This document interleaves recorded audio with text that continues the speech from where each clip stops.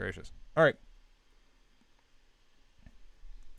Hi there. Courtney here from New Pragmatic. Thanks so much for joining me for this short video on rethinking your design resume. And really, in prepping for this presentation, I learned a lot about how rapidly things have changed over the past 18 months in the realm of hiring. And it became really clear to me that some of the principles that we've espoused over the years in creating more expressive design resumes are really working counter to your ability to have success in the application process now because of things that have changed. And I feel really good on one hand that I've always really preached a concept of being pretty reserved with your resume, being more creative than the standard, tax attorney, but also being more reserved than somebody who's out there as say an illustrator. Oh hey, it's all effing. Oh my goodness, so many people rolling in. How's it going, everybody? In rethinking your design resume, there are a few things that I want you to really focus on. But first, let me explain. I've been teaching designers since 2006, so going on close to 13 to 14 years now, and working with designers at Northwestern, Columbia. There was this startup I was with for a while called Block, and then there's this other one that I won't mention them. In working with designers over that span of time, I've landed hundreds of designers in well-paying jobs, and they've all had the same struggles. Like, how do you get out of a school type environment and into a job? And there's a few obvious things that they had to tackle that I have distilled down in some of these obvious observations. And these are the things that I think everybody should take and apply to what they're doing, because without doing that, it's going to be very hard for you to get over the hurdle. And clearing that hurdle is when you send your resume in. This is before anybody's looked at your portfolio. This is before anybody's read a case study. They haven't looked at your About You page. They're looking at your resume. And your resume has to do so much work to break through. Here's a few of the obvious things that it's got to do. First of all, it's got to be brief, like single page, brevity. If it's any longer, the likelihood that somebody's going to get lost in it or miss the information that they're looking for the application is high. And I'm going to be doing a lot of foreshadowing. This is the first place where the foreshadowing is going to come in. It can also break in new ways that didn't exist before. I'll explain more in a bit. You're going to need to edit for the job you're applying for. This is entering into the realm, something that we used to do for cover letters. You used to write a cover letter specific to each individual job. Well, now I really believe that you're going to need to edit your resume specific to the type of design job that you're applying for. That may mean that you have multiple renditions or additions of your resume, multiple versions of your resume. And that's something that I think is relatively new, and again is something that has been spurred by things that have happened in the last 18 months. Using the right words, the best words, as some people will say, is very important. Keywords play more a role now than ever before. When we used to think about search engine optimization, we were editing the head tag of our files so that the stories would show up in Google search results the right way. You're showing up in search results now. They're just internal and in databases. The keywords that you use in your resume do matter. And obviously, if they're spelled incorrectly, that's going to sink everything. So when I talk about words, I talk about keywords and Spellcheck together. You are encouraged to not turn in a resume that looks like it's from an accountant, okay? And we all know what those single width word processor resumes look like. However, this is not a space where you want to stretch all your creative skills and show that you're a master of Photoshop. You want to really show your design skill through mastery of like simple things like type and space. I would leave the 64 pack of Crayola colors back at home. I really think that this is where you want to focus on your ability to be subtle. Your subtle creative abilities are much more important here than showing that no 3D resumes, okay? No gratuitous usage of drop shadows. And I will get into specifically why those are bad ideas. And then this seems obvious, but you want to make sure it can be printed. I've seen a lot of odd form resumes. Oh, I'm going to send this potential employer the resume that's really long, or it's square, or some other form. When they go to print that and it comes out half cut off, or it's really small, that's going to piss them off. They're going to say, "What? I thought I was hiring a designer who would design it this way."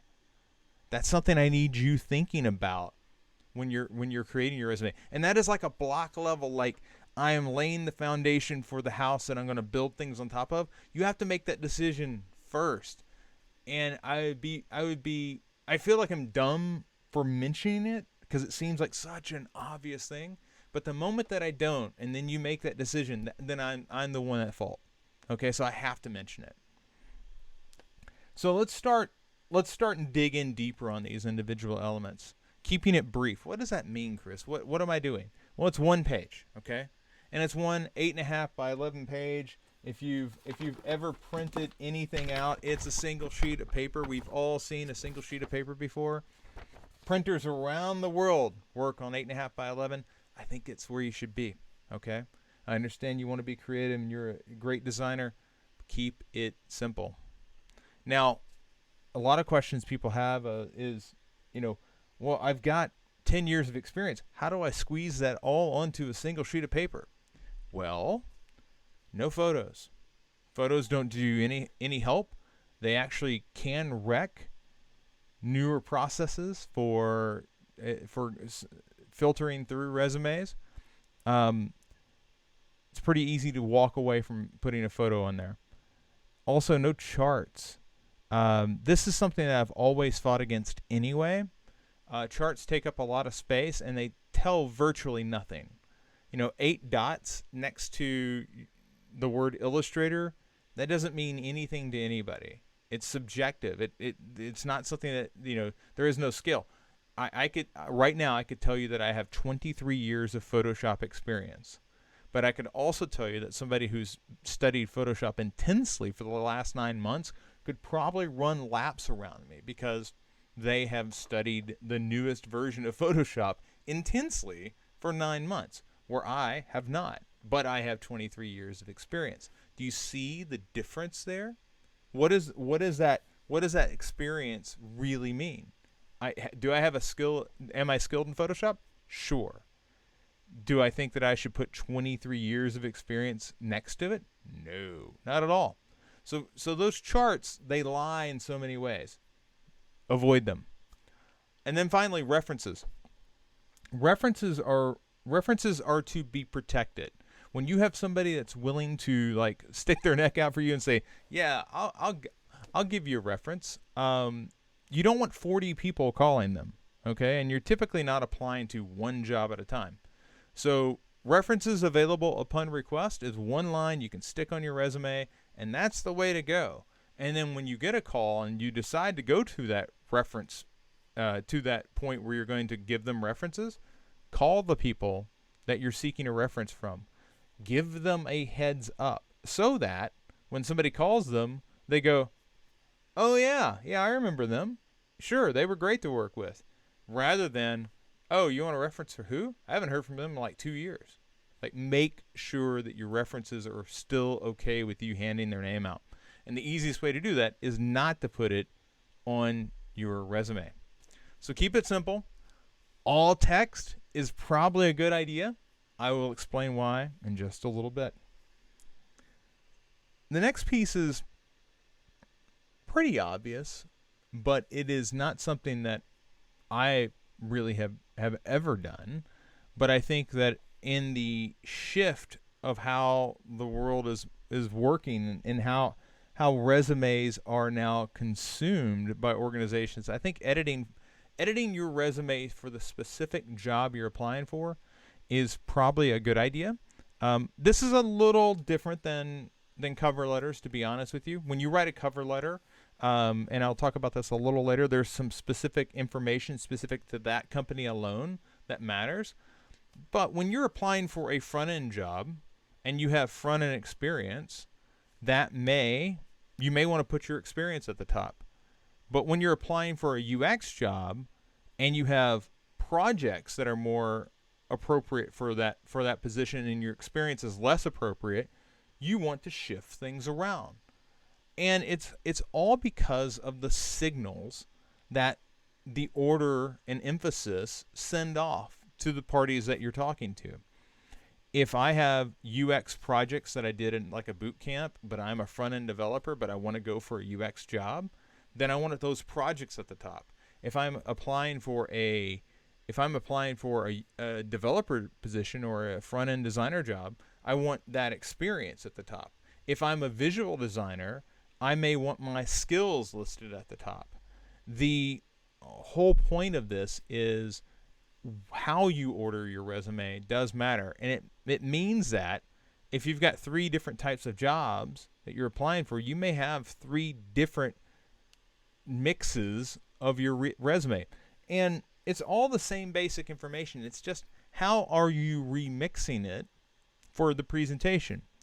And ultimately, the other thing that I'll mention is you may want to write more about your projects if those are the more appropriate things, and you may want to edit out pieces of your experience because they're just not applicable to that particular job. These are things to take into consideration as you're going through the process of building and constructing a resume to send to that particular organization. Keywords and spell check. These one part of this seems really obvious, and the second part of it, by God, was the most revelatory thing that I've tripped across in a while. And I say that to you as somebody who has never considered, and I got to be honest with you, I'm not an HR person, okay? But I have people that work in HR. I have friends with HR people. They are the backbone of the hiring process. And the conversations I've had over the last week, they revealed a lot about how things have changed. So let's talk about spell check first, though. It's like a big duh, okay? And that big duh, I typically meet with Grammarly.com. Like, there's other applications that you can use, but Grammarly's pretty straightforward. I would say sign up for account. B, write your entire resume in Grammarly. Get it grammatically cleaned up. No spelling errors, no anything. Do it there and then move it into whatever platform you're going to work in, okay? To not utilize something like Grammarly is basically like scoring a goal against yourself. It's like burning toast. It's something that shouldn't be possible to do. Okay, so use Grammarly because things like this still happen. Okay, this was literally on a resume that was sent to me. Skills, silks, seek ills. I don't even know how that happens. It's in big bold text. How does that occur? I don't know, but it's there because somebody didn't spell check. Same thing. Things like this. You know, this is somebody who has taught before. How does that even happen? How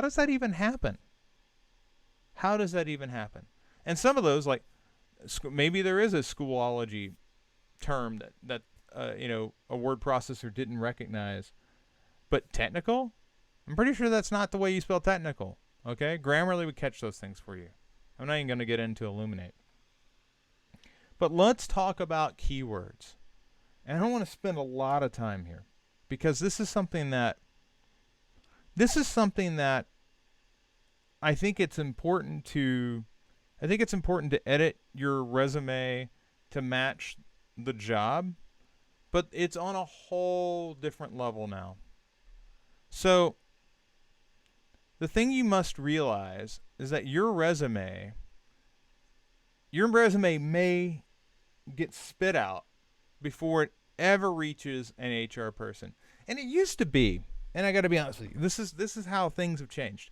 It used to be I was worried about your resume hitting an HR person before it ever got to a designer or hire.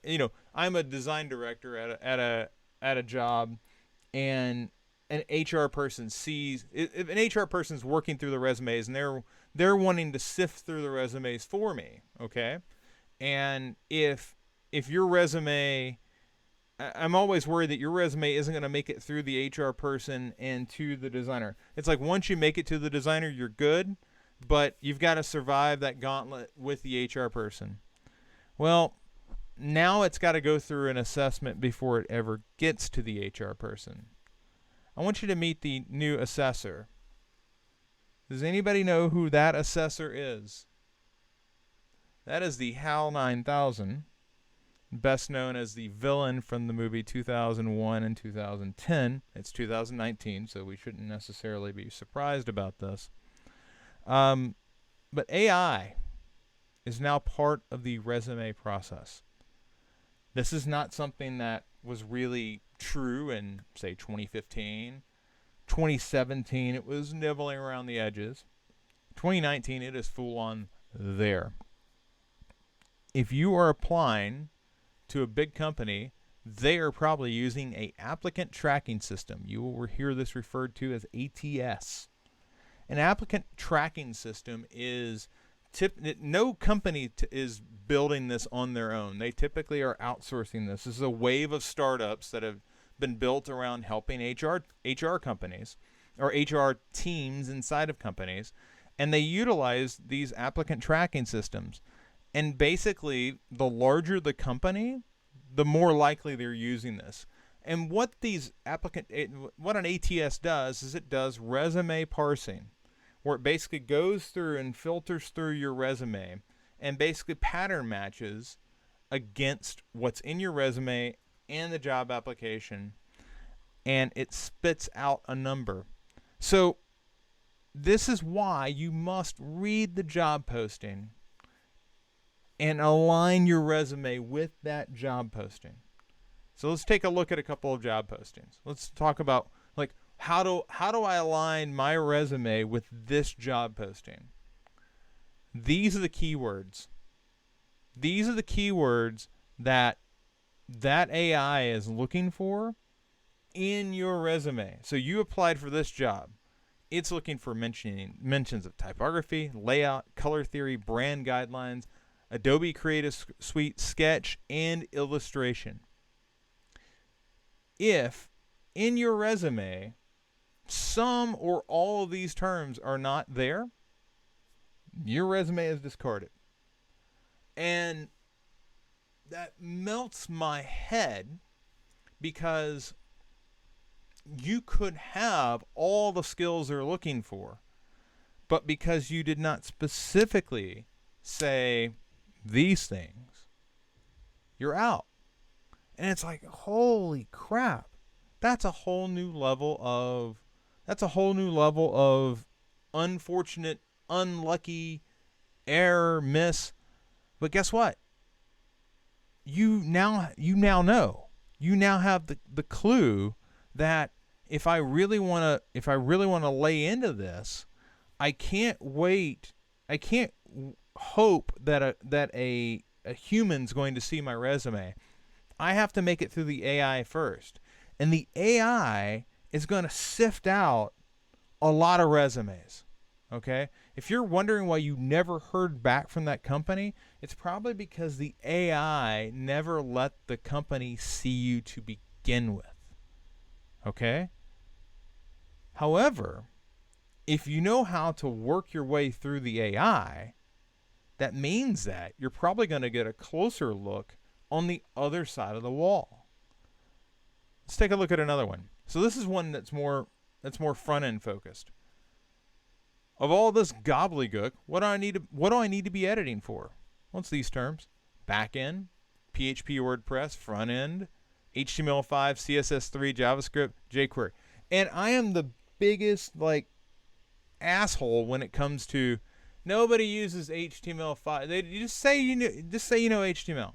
HTML5 is such a HR boilerplate, blah blah blah. Guess what? If they've got HTML5 in the job posting, by God, put HTML5 somewhere in your resume. You know it. It's not a lie. Edit to the job posting. Okay, it's not going to hurt you. My worry, and I don't know how closely the ATS has been written or the parser has been written, but if you say HTML and it doesn't say HTML5, will that look at it as incomplete? I would hope that the natural language processing would draw a line between the two, but I can't leave it to chance. You're working with you're trying to break through the robot barrier at this point.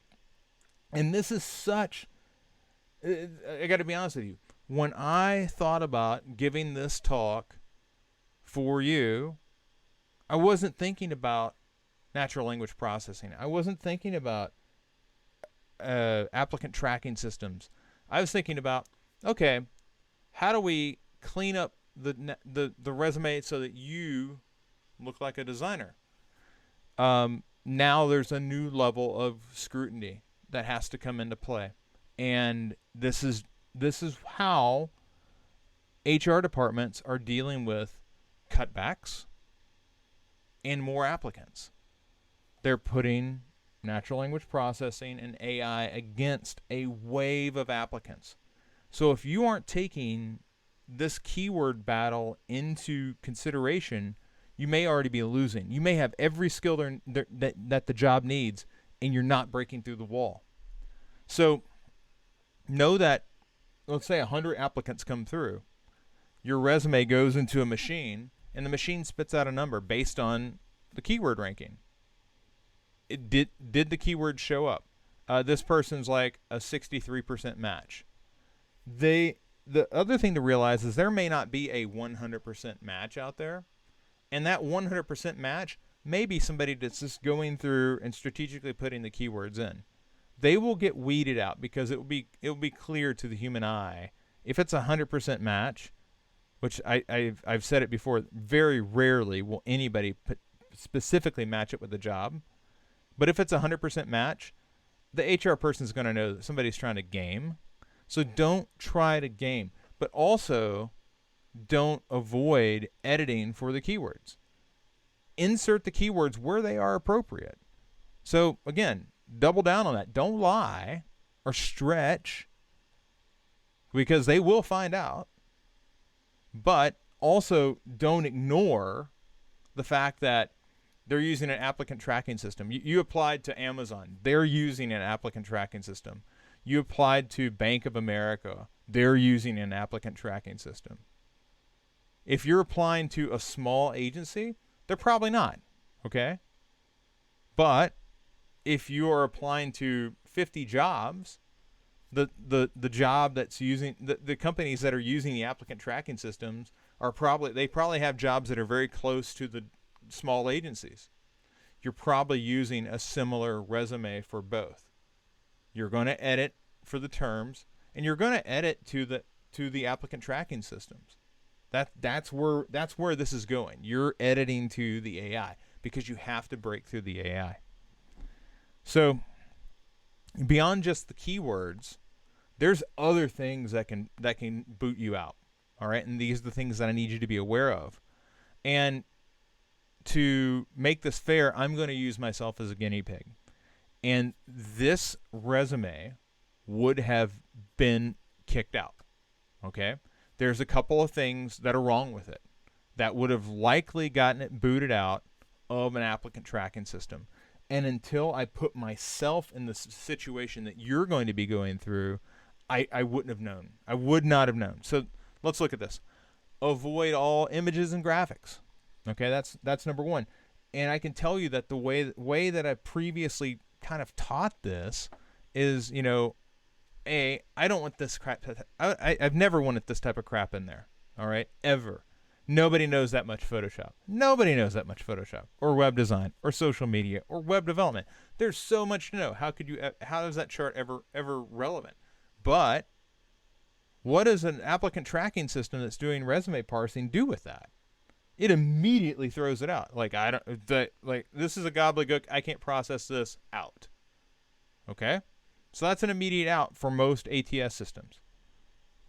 This also is out because it's difficult for the parser to get the information out of it. It's on top of images. It's all interspersed with other things. Like, it looks fine, but there's nothing that a resume parser is going to be able to do with that.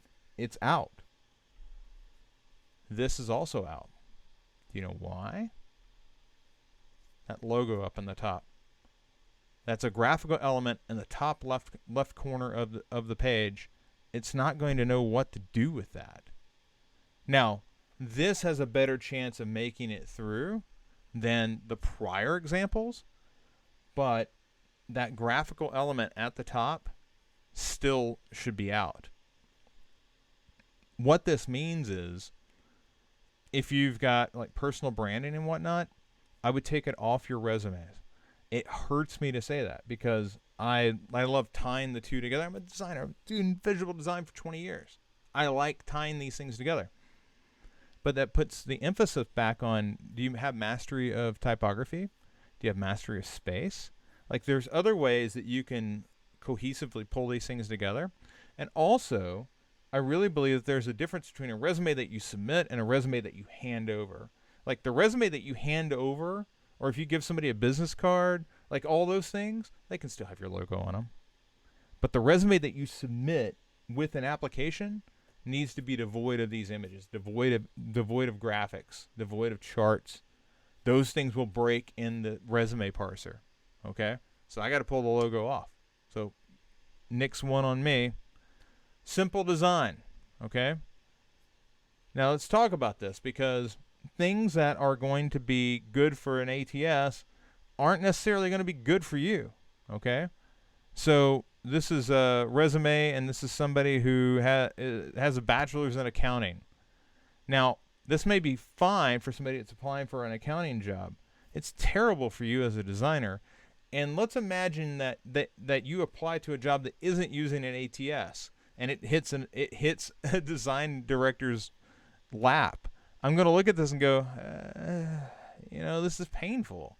This doesn't look like a designer to me. All right, so this is a situation where somebody is trying to meet the ATS, and that's made the ATS happy, and it makes it through. And yet, when it gets to the human's depressed by it. Okay, so it's like it's good on one level, bad on another. This pisses the ATS off. It's like all these colors and type and photos and images, like, bad.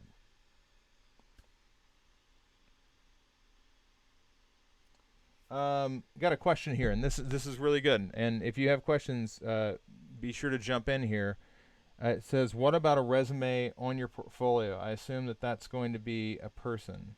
Yeah. So if you have a resume on your portfolio, that's fine. Like, the resume that's on your portfolio isn't necessarily going to be, you're not submitting that. They're not like just entering a link, and they're wanting to put it, they're wanting to look, they're not going to send the ATS after your portfolio.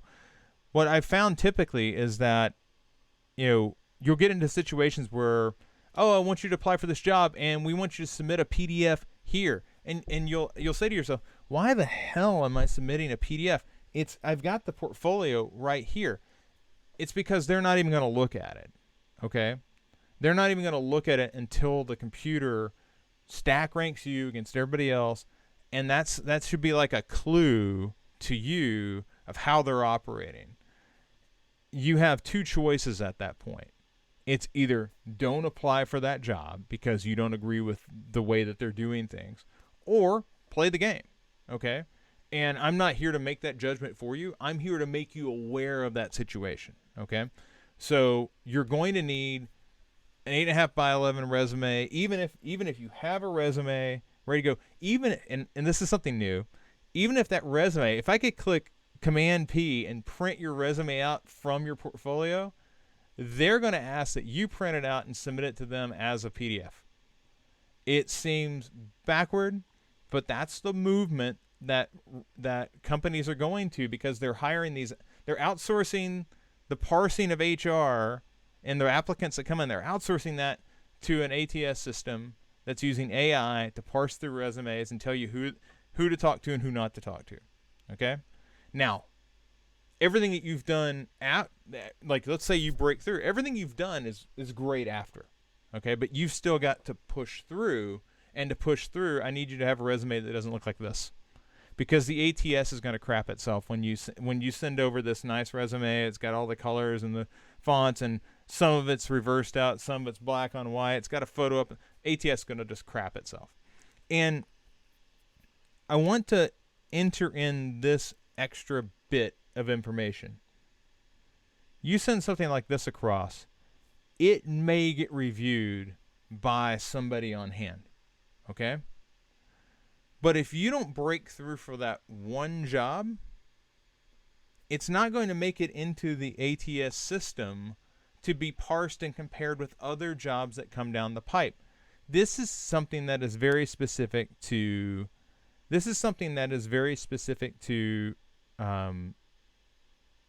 recruiters. Okay? Recruiters get hundreds and thousands of jobs into their system. Okay? Every time you submit a resume, they parse it, and then you're in the database, and then every time a job comes through, they're hitting against that database. If you submit something that they can't parse, you might be reviewed for that one job and yayed or nayed, but then you're out on all the other jobs that come through. So my advice to you is to play the PDF game, prep one, have one ready to go, and send it in. That way you get the advantage of the parser hitting against all these other jobs, and you may get calls for jobs that you didn't apply for that are a match because you played the game. But again, that's really your call. I can't tell you not to do it. I can't tell you to do it. I can give you my opinion on it. My opinion on it is put a PDF together. It's not that hard, but make sure that when you put that PDF together, it meets the criteria. All right. And my resume actually is okay. It's okay. Aside from the graphic piece, and there is one other piece that I'm going to speak to in a minute. The simple 2-column design, there's not a lot of wild color going on. The type is simple. This is going to be okay with the ATS. It's going to be able to parse this. And as a designer, you're thinking to yourself, it's a little staid, but it also gets through, okay? And your job is to get through the system so that you can get to an actual interview. This will get you there, okay? It's gotten me there, all right? In the past. I'm not obviously looking for a job now.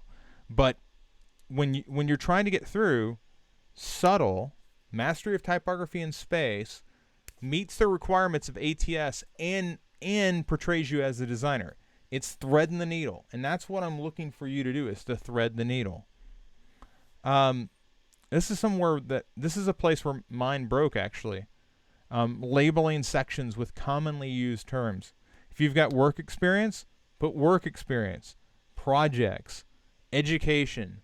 These are commonly used terms. One place that mine broke was this one right here, strengths. That's not going to make any sense to the ATS because it's not looking for strengths. It may be looking for skills, and unfortunately, I have none listed here, although it says design, research, mentorship, team building, management, business development. Those are skills. Why didn't I just say skills? Don't know. I got too damn clever. Here's another one, and I'm not obviously at Block anymore, full disclosure. But here, I don't have anything listed for my work experience. Although I have all my work experience there because I got too damn clever. All right? If it's my work experience, it should say work experience. Right? I didn't do it because I thought, well, surely you can look at that and tell that is work experience, but a robot isn't going to necessarily do that. And we are now in an age where I cannot count on somebody actually looking at this before the robot does. I would get, oh, this person doesn't have any work experience, out. Wow, that's crazy time. But that's what this is. That's where we're at. And that's what I need you thinking about as you're designing your resume. That may sound crazy, but I'm here to help you. Standard job formatting. Another place where mine broke, but this one is a little more subtle. The standard job formatting that an ATS system is looking for is job title, company name, and date employed. All right? Now, that may sound simple, but you can get too cute with it. I have I have one of the things, like the job title, but then I've got where I worked and the dates jumbled together. Because surely a human knows that the Chicago Tribune and the date 2012 to 2014, that's where I worked and that's when I worked there. But without the comma, I've got to worry that a parser isn't going to see those as separate things. I've got to worry that a parser isn't going to miss the dates altogether and then say, I've got job activity, but I don't know how long they worked there. I mean, this is a span of like 6 years. Now, I was within the same company, but I was in different parts of the company. This is a span of 6 years that could disappear from my work experience just because I didn't use a comma. All right? These are things that I know they seem subtle and simple, but you're now editing for a robot, okay? And you're trying to be creative and a designer while understanding that HR is using a robot to parse through these things. I simply need you to be aware that dynamic is there now. Also, and this is this should be pretty obvious, PDF or doc file only. When they ask you to upload, don't upload like an InDesign file or a Sketch for Figma file. They're not going to know what to do with that. Okay, like outport it, export it. God, that's not even a word, Chris. Export it as a PDF, and then upload it. If you do that, and you're leveraging like spacing and type, you're not using a lot of color, you're not using images and stuff, you'll be okay. It will be. They use machine learning and natural language processing to go through PDFs and suss out the information just like a Word document. Okay, so a PDF can work provided that you don't have some sort of crazy complex design going on. So I hope that through this subtle design, type and space mastery, that's how you shine. That's how you get across as, I'm a designer. I am a designer. I'm not an accountant. I swear I'm a designer. That's how you break through, and you put something across so that the AI looks at it and goes, oh, this person's a designer, and they've done all these things. Okay? I realize that's not the most fun way to go about this, but that is the reality. And I got to be honest with you, I discovered it in putting together this talk because I've taught this for years, and until this time around, I've never considered resume parsing as something you had to worry about. That was something everybody else worried about. But it's made it to the point now that designers have to really take that into account as they're submitting applications, particularly to larger companies.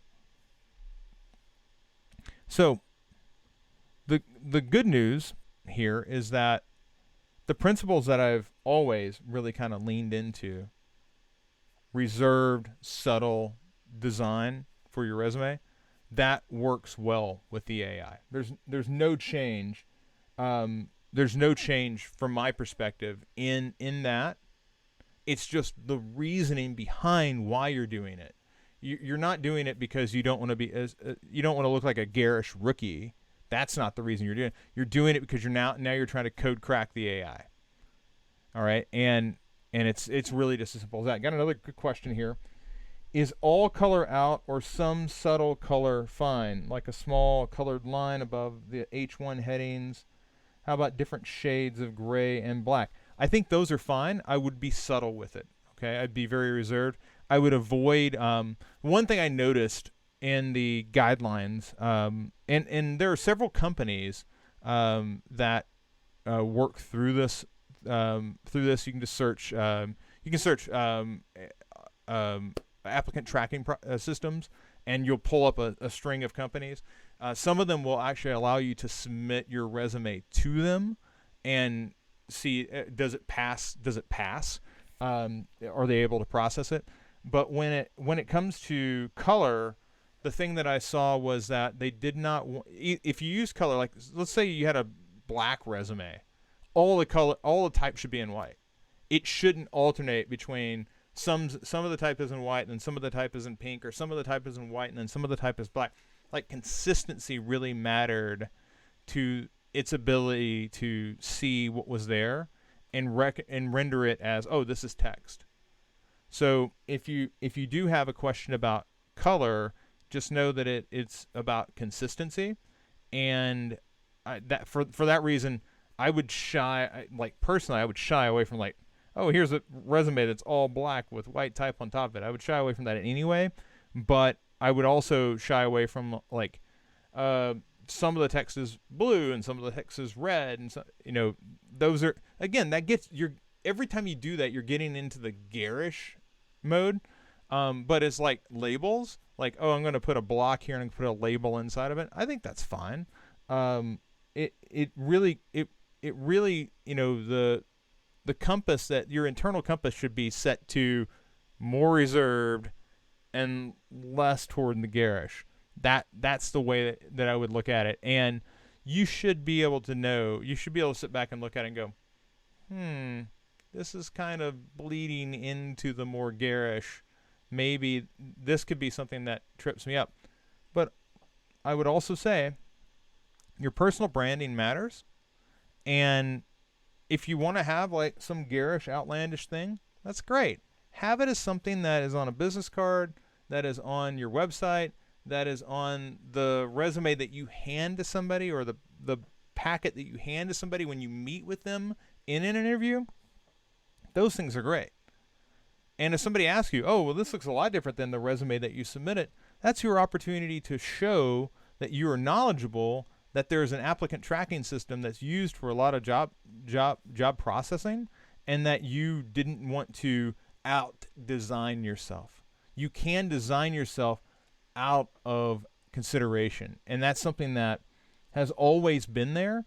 It's just more it's more prevalent now. So the type that you use should always be easy to read. I really don't like any time that we use more than two typefaces. I think that you're not really putting the type to work for you. You're just kind of using type, or you're just kind of using a lot of type. So max out on 2.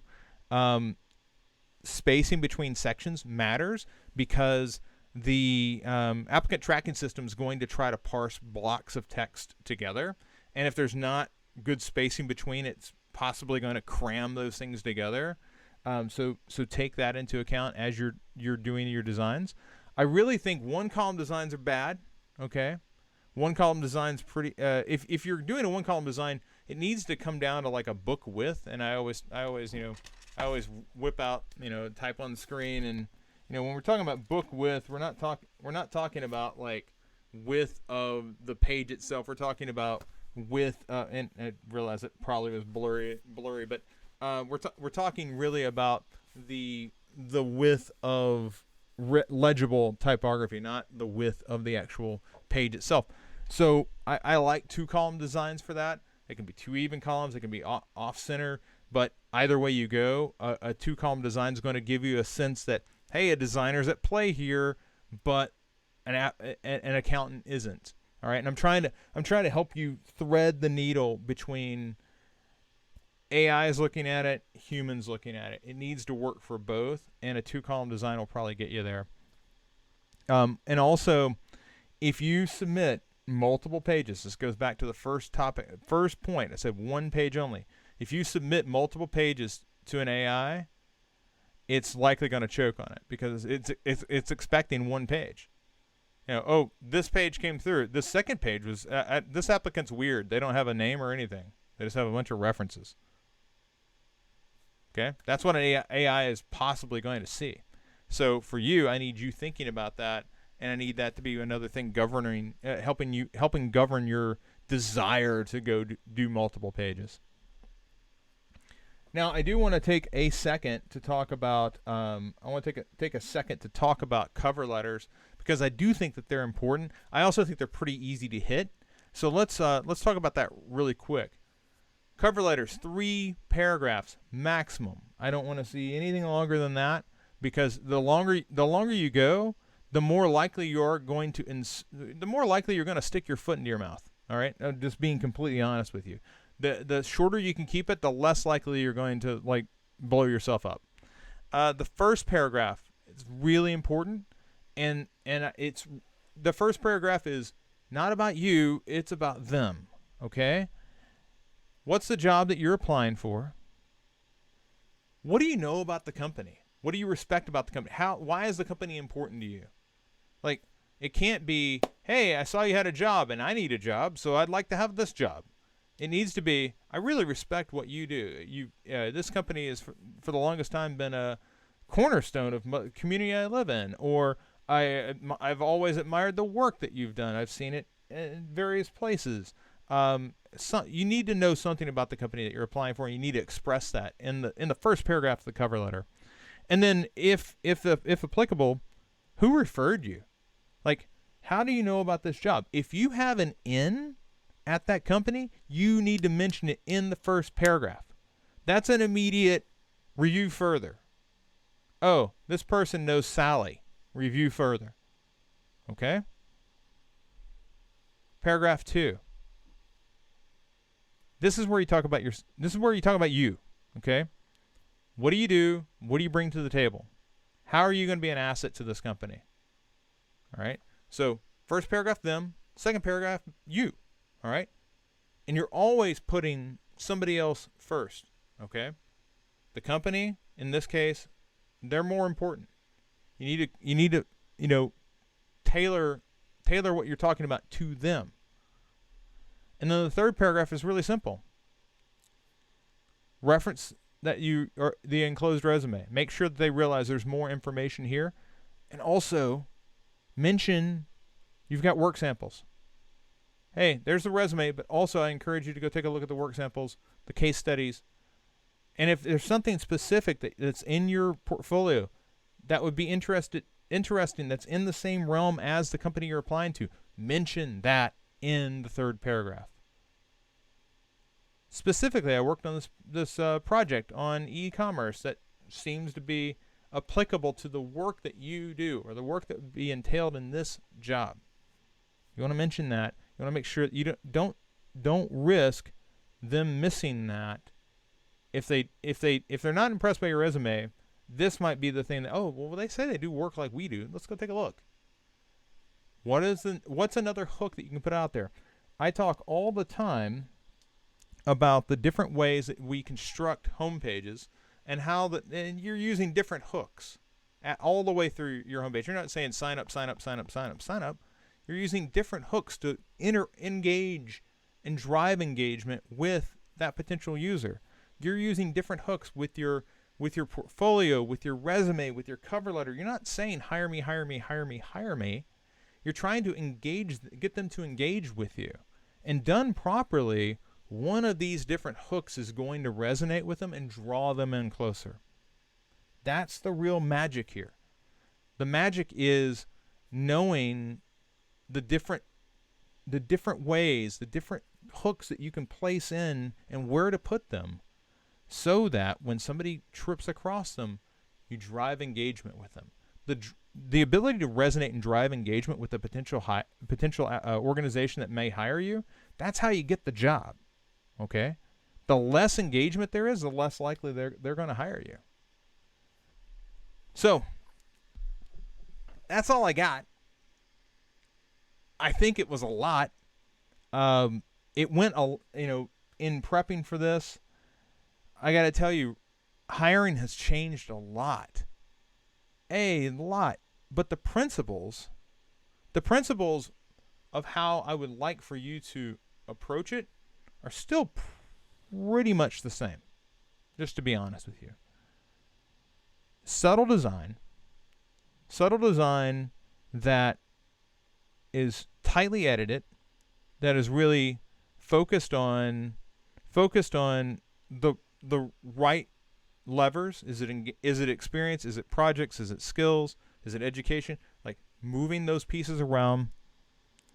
The keywords part has taken on a whole new level of importance, far more important than it was, say, 2016. To be completely honest with you, as AI becomes more involved in the hiring process, there's probably going to be even more weight put on that. But this is an opportunity. This is an opportunity for you to break through, because there's so few people that are even aware.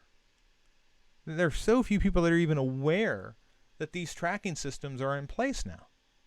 A lot of people are still, I'm going to apply with the multi-page resume, and I'm going to apply in all these different ways that aren't leveraging and aren't positioning themselves with the reality of today.